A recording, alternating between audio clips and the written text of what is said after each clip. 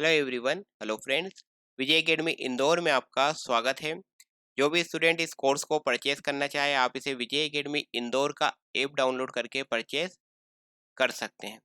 आज के इस वीडियो में हम बात करने वाले हैं कि अब रिमेनिंग डेज में आप क्या करें, आपके पेपर सामाजिक विज्ञान के लिए किस तरह से पढ़ें, क्या स्ट्रेटेजी रखें ताकि आपका ये जो पेपर क्वालिफाई कर सकें आप। तो चलिए बात करते हैं इस रणनीति पर। देखिए, बात करते हैं हम, जैसे आज 14 अप्रैल है, तो 14 अप्रैल से अगर हम देखें, 25 अप्रैल ही अभी माने, 14 अप्रैल से आपके पास 25 अप्रैल तक के दिन है। आपके पास अगर हम डेज में बात करें तो आपके पास लगभग 12 दिन है। आज अगर 14 अप्रैल से 25 अप्रैल तक देखें तो आपके पास 12 दिन है। अब इस 12 दिन में आपको 150 मार्क्स की तैयारी करना है। इस 150 को भी दो भाग में बांट रखा है। एक आपका है कॉमन पेपर या कंपलसरी पेपर, वो आपका 30 मार्क्स का है, और आपका जो मेन सब्जेक्ट है वो आपका 120 मार्क्स का है। इस तरह से कैटेगराइज किया हुआ है।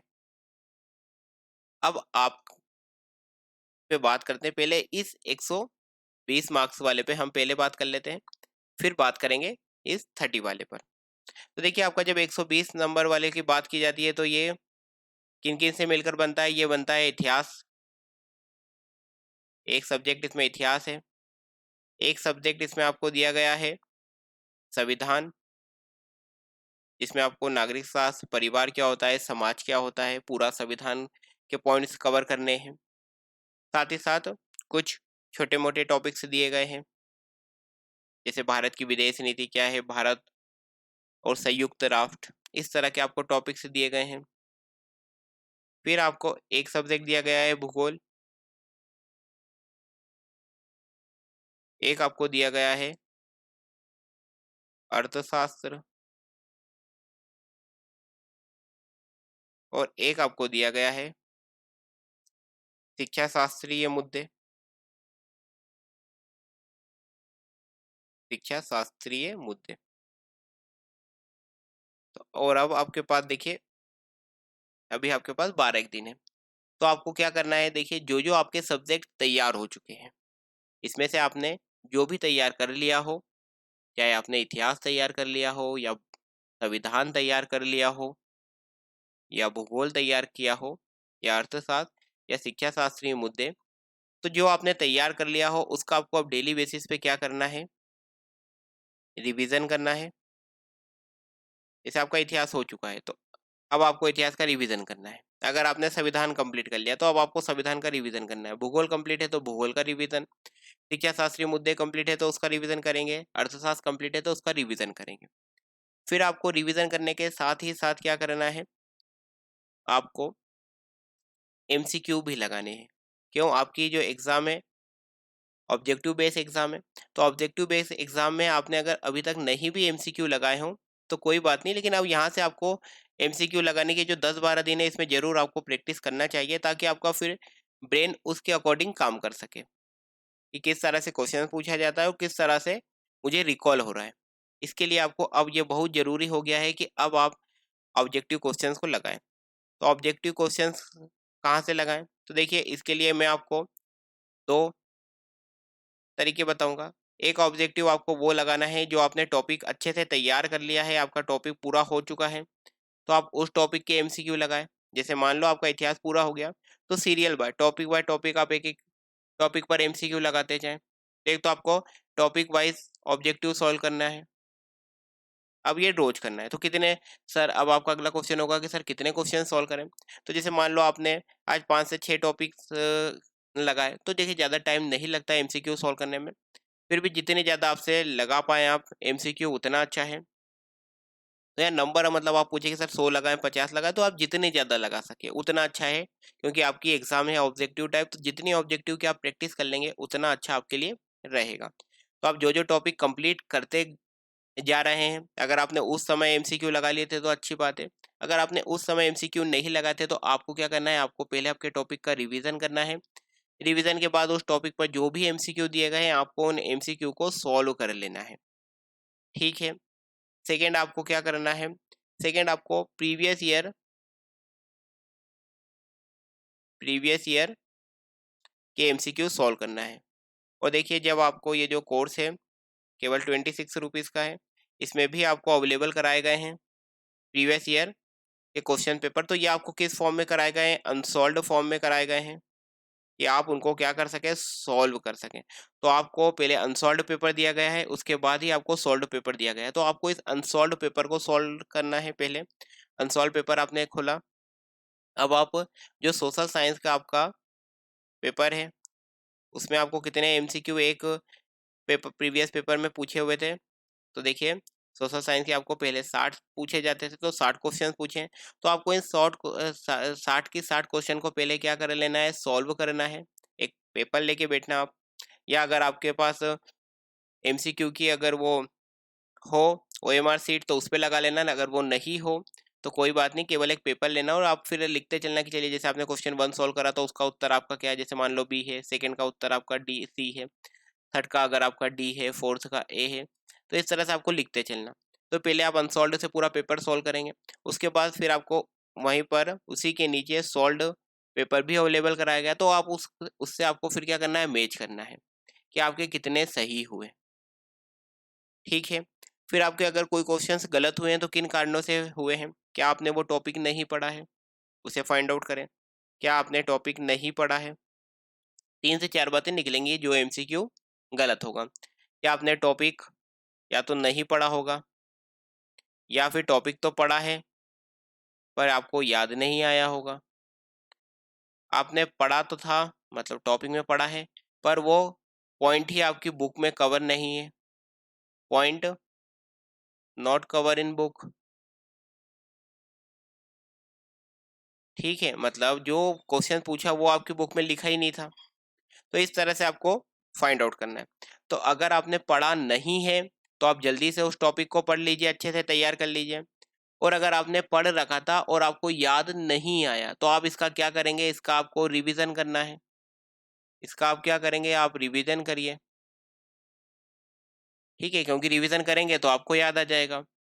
और अब एक और बात आती है कि अगर पढ़ा तो था लेकिन वो पॉइंट ही कवर नहीं है तो क्या करे सर, कोई नई बुक खरीदे क्या? तो नहीं, अब आपके पास इतना समय नहीं है कि आप कोई नई बुक वगैरह परचेस करें, तो आप ऐसा ना करें। इसकी बजाय आप ये करें कि जितना जितना आपने पढ़ रखा है, जो जो आपने पढ़ लिया है, उस पढ़े हुए का क्या करें, मैक्सिमम आपको क्या करना है, अब किसी नई बुक पे ना जाते हुए आपने जो पढ़ रखा है उसका आपको रिवीजन करना है। टॉपिक वाइज आप क्या करेंगे, टॉपिक वाइज आपको एमसीक्यू सॉल्व करने हैं।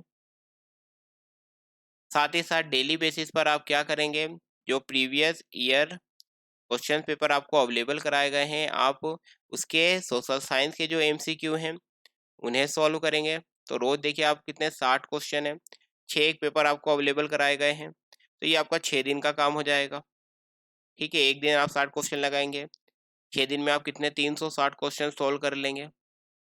तो ये आपकी एक अच्छी प्रैक्टिस हो जाएगी, साथ ही साथ आप टॉपिक के भी एमसीक्यू लगा रहे हैं। तो इस तरह से जो आपकी एमसीक्यू का अभ्यास अच्छा खासा आपका हो जाएगा, साथ में आपका रिवीजन हो जाएगा। अब बात कर लेते हैं, कुछ टॉपिक्स आपने अभी तक नहीं पढ़े होंगे, मतलब अभी भी वो रीड करना बचा है। तो देखिए जो भी आपको रीड करना बचा है, तो आप मैक्सिमम 14 से 16 14 से 16 अप्रैल के बीच में अगर आपका जो कोई भी बचा हुआ है उसे आप इस ड्यूरेशन में पूरा कंप्लीट कर लेना। और 17 तारीख से आप पूरी तरह से किस पे शिफ्ट हो जाएंगे, 17 अप्रैल से 17 अप्रैल से आप पूरी तरह से शिफ्ट हो जाएंगे केवल और केवल रिवीजन पर। क्योंकि जीएस में आपको ये जो सामाजिक विज्ञान का आपका पेपर है, यहाँ पर रिवीजन का खासा महत्व है। तो आप क्या करेंगे, सामाजिक विज्ञान का रिवीजन करेंगे, जो जो आपने पढ़ रखा है वो सब रिवीजन करेंगे। साथ ही साथ आपको काफ़ी सारे टॉपिक्स पर आपको ओवरव्यू दिया गया है, तो आपने वो वीडियो देख लिए होंगे, अगर नहीं देखे हो तो उन ओवरव्यू को ज़रूर देख लेना। आपको इम्पोर्टेंट टॉपिक बताए गए हैं, देखिए आपको कुछ टॉपिक पे तो ओवरव्यू दिया गया है, आपको इम्पोर्टेंट टॉपिक भी बताए हैं, किसके, इतिहास के इम्पोर्टेंट टॉपिक आपको बता दिए गए हैं, इतिहास के भी बता दिए हैं। आपके भूगोल के बता दिए हैं और संविधान के भी आपको इम्पोर्टेंट टॉपिक बता दिए गए हैं।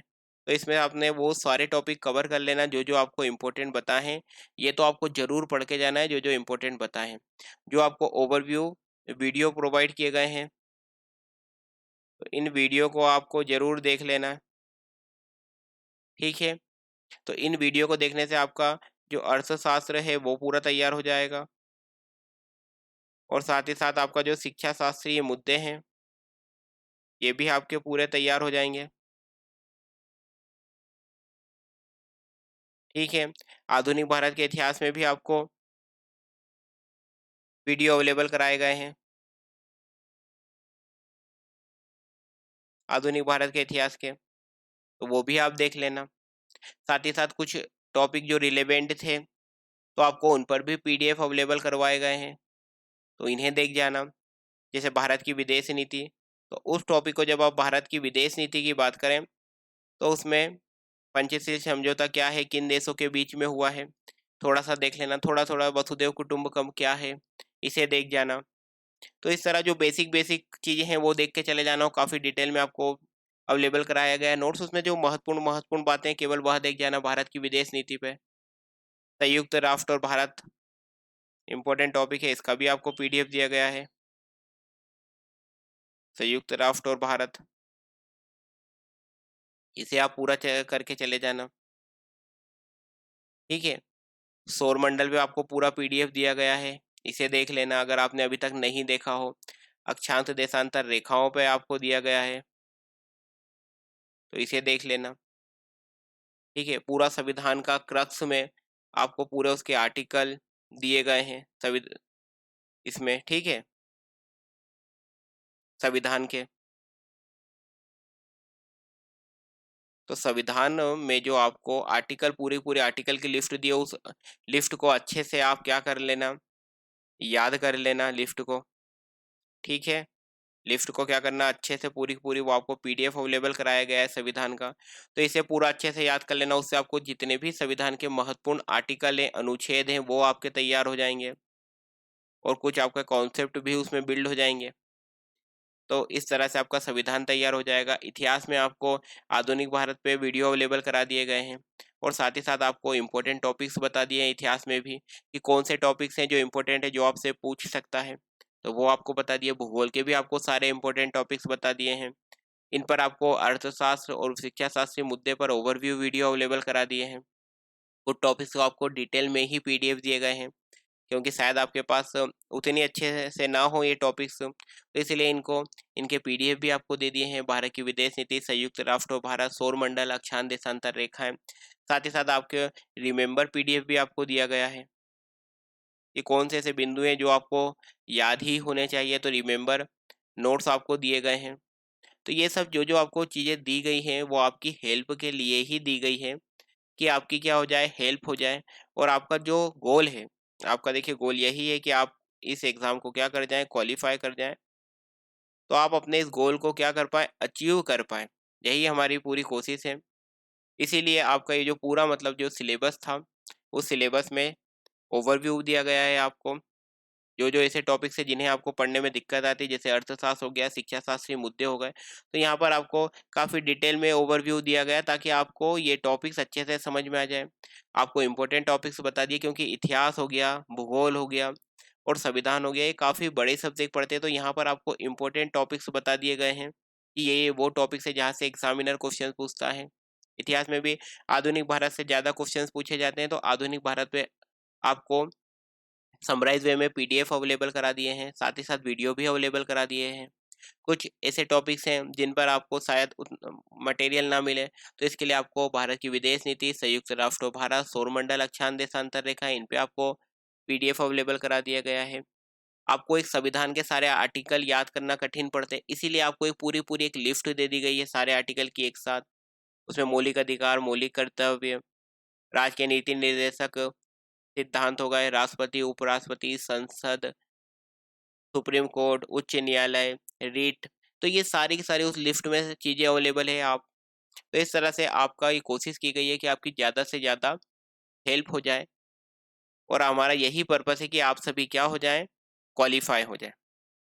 तो हमारी भी ये जो मेहनत है जो आपके लिए की गई सफल हो जाएगी, साथ ही साथ आप भी काफ़ी समय से पढ़ रहे हैं, पर डे मेहनत कर रहे हैं आप, तो आपका भी एक जब पास हो जाते हैं तो एक रिवार्ड मिल जाता है एक। जैसे हम मेहनत करते हैं और मेहनत के बदले जब रिज़ल्ट हमारे फ़ेवर में आ जाता है, तो हमें इस रिज़ल्ट से एक तो सैटिस्फैक्शन मिलता है, साथ ही साथ हमारा कॉन्फिडेंस बिल्ड होता है और हमारे में और ज़्यादा पढ़ने की इच्छा जागृत होती है। तो इसके लिए यही एक कोशिश की गई हमारी तरफ से कि भई आपका जो रिज़ल्ट है वो कन्वर्ट कराया जाए इस क्वालीफाई में, कि आप भी क्वालीफाई हो जाए, फिर मेन एग्ज़ाम की तैयारी करें। तो इस तरह से आपको क्या करना है, पूरे सिलेबस को देखिए पूरे सिलेबस में आपको ओवरव्यू दे दिया गया है, जहाँ-जहाँ ओवरव्यू की हमें लग रहा था कि यहाँ आपको टॉपिक आप नहीं पढ़ पाएँगे, जैसे अर्थशास्त्र और शिक्षा शास्त्री मुद्दे, तो वहाँ आपको ओवरव्यू दे दिया। आपको इम्पोर्टेंट टॉपिक बता दिए, ठीक है? आपको उस टॉपिक से डिटेल पीडीएफ दे दिए हैं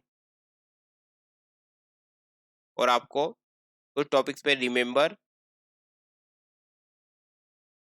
रिमेंबर नोट्स दिए गए हैं और साथ ही साथ आपको क्या दिया गया है, previous year questions unsolved form में दिए गए हैं, ताकि आप उनको क्या कर पाएँ, अच्छी तरह से सॉल्व कर पाएँ और सॉल्व के बाद चेक करने के लिए आपको सॉल्व्ड भी अवेलेबल कराया गया है। तो आपका ये फ़ोकस होना चाहिए कि जितनी चीज़ें आपको अवेलेबल करवाई गई हैं, आप इन सभी का अधिकतम लाभ उठाएँ। क्या उठाएँ? अधिकतम लाभ उठाएँ, चाहे फिर वो ओवरव्यू वीडियो हो, जो इम्पोर्टेंट टॉपिक्स बताए हैं, उन्हें आप तैयार करके जाना, जो डिटेल में आपको पीडीएफ दिए गए हैं, उन्हें आप पढ़ के जाना, जो रिमेंबर नोट्स आपको टॉपिक्स पे दिए गए हैं, उन्हें आप अच्छी तरह से याद करके जाना। प्रीवियस ईयर क्वेश्चंस पेपर को ज़रूर जो अनसॉल्व्ड कॉपी है, उससे पहले सॉल्व करना, उसके बाद सॉल्व्ड से मिलाना, चेक करना। ये सभी इसलिए दिए गए हैं ताकि आपका अधिकतम लाभ हो, तो आप ये करना। साथ ही साथ जो-जो आप टॉपिक पढ़ते जा रहे हैं, जिन टॉपिक्स का आपका रिवीजन हो गया है, अगर आपने उन टॉपिक्स पर अभी भी एमसीक्यू सॉल्व नहीं करे हों, तो ज़रूर से एमसीक्यू सॉल्व करना, ठीक है? प्रीवियस ईयर क्वेश्चन पेपर को ज़रूर सॉल्व करना, इससे आपको बहुत एग्ज़ाम में हेल्प मिलेगी। तो इस तरह से आप पर डे पे तैयारी कीजिए अभी भी। अगर आपकी कुछ तैयारी अभी भी बची हो, पूरी तैयारी नहीं भी हो, तो बिल्कुल भी आपको क्या करना है, घबराना बिल्कुल भी नहीं है। घबराना या डरना बिल्कुल भी नहीं है, क्योंकि देखिए घबराने से, डर जाने से, कॉन्फिडेंस लूज़ कर देने से कुछ भी नहीं होगा और जो आपने पढ़ रखा है वो भी आप क्या हो जाओगे, भूल जाओगे। तो इस तरह से किसी भी तरह से आपको नेगेटिव नहीं होना है, पॉजिटिव माइंडसेट के साथ, कॉन्फिडेंस के साथ, एक अच्छी अप्रोच के साथ आपको अभी भी तैयारी करते रहना है। जो-जो आपने देखिए तैयार कर लिया है, उसका अगेन रिवीजन करना। जो आपका अभी भी रिमेनिंग है, पढ़ने से बचा है, रिमेनिंग है, उस रिमेनिंग के लिए आप ये देखिए कितना बचा हुआ है और उसके अकॉर्डिंग फिर उसे क्या दीजिए आप, पर डे घंटे दे दीजिए। या आप चाहें तो 2 से 3 दिन अभी दे सकते हैं, जैसे 14, 15 और एक 16। ये 3 दिन में आपका जो भी बचा हुआ रिमेनिंग पोर्शन है, आप इस रिमेनिंग पोर्शन को इन 14, 15 और 16 में कंप्लीट कर लीजिए। 17 से लेकर एग्ज़ाम तक 17 से लेकर एग्ज़ाम तक आपको फिर क्या करना है, 17 से लेकर एग्ज़ाम तक आपको 2 काम करने हैं। आप क्या करेंगे, एक तो रिवीज़न करेंगे, बार रिवीज़न करेंगे और साथ ही साथ आप क्या करेंगे, एमसीक्यू सॉल्व करेंगे, प्रीवियस ईयर क्वेश्चन सॉल्व करेंगे, ठीक है?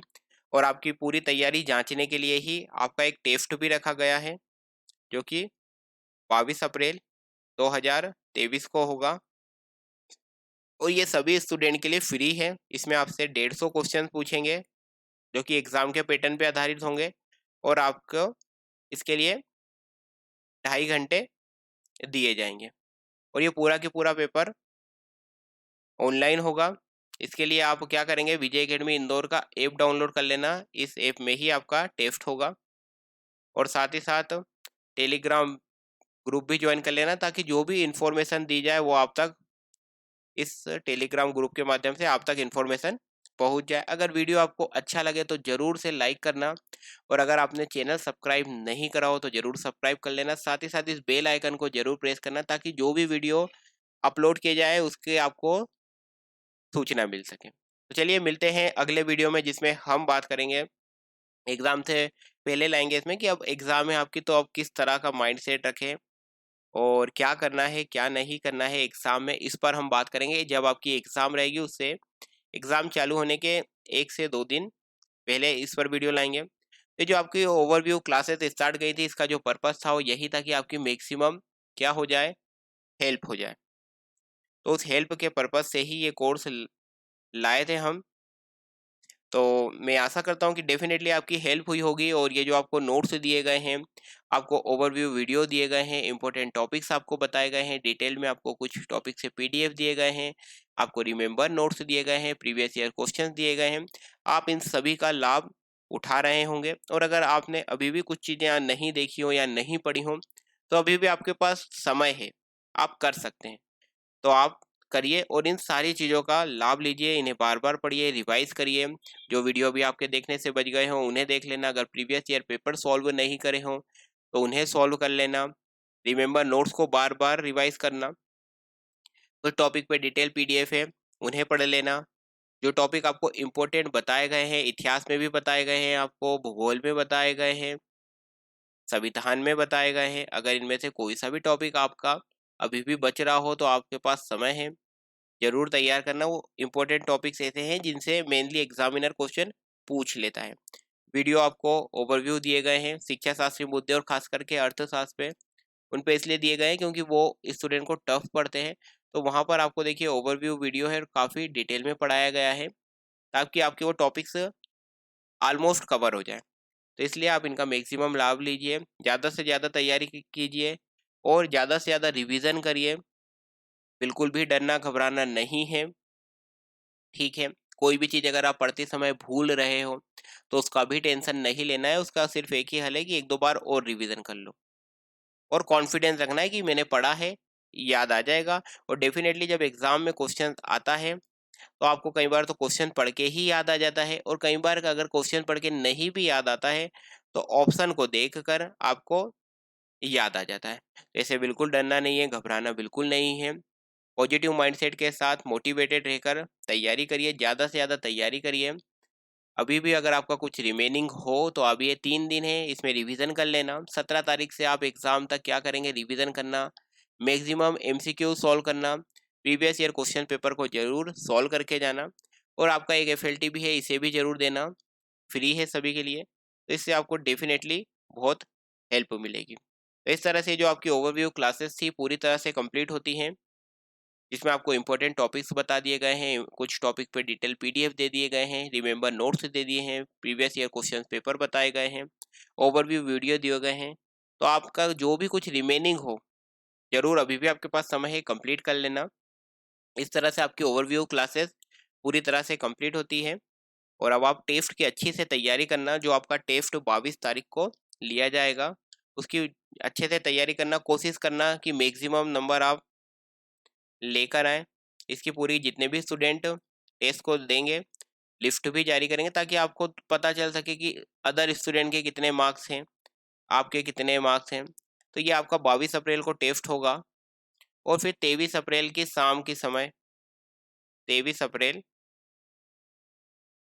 2023 शाम 6 बजे के आसपास आपकी ये लिस्ट भी जारी कर देंगे कि किस स्टूडेंट के कितने मार्क्स हैं, ताकि आपको पता चल सके कि जिन लोगों के साथ आप एग्ज़ाम देने जा रहे हो, उनका लेवल क्या है, आपका लेवल क्या है, हाईएस्ट कितना मार्क्स लेकर आ रहे हैं स्टूडेंट, ठीक है? तो आप ज़रूर से इस टेस्ट में शामिल हों। तो चलिए मिलते हैं जल्द ही अगले वीडियो में। अगर चैनल सब्सक्राइब नहीं करा हो तो सब्सक्राइब ज़रूर कर लेना। साथ ही साथ ऐप डाउनलोड कर लेना है, टेलीग्राम ग्रुप ज्वाइन कर लेना, इन्फॉर्मेशन मिलती रहेगी। और चैनल ज़रूर सब्सक्राइब करना, ताकि अगर कोई वीडियो अपलोड किया जाए तो आपको वो वीडियो तुरंत मिल जाए। अच्छा वीडियो लगे तो ज़रूर लाइक कर दीजिएगा। नमस्कार।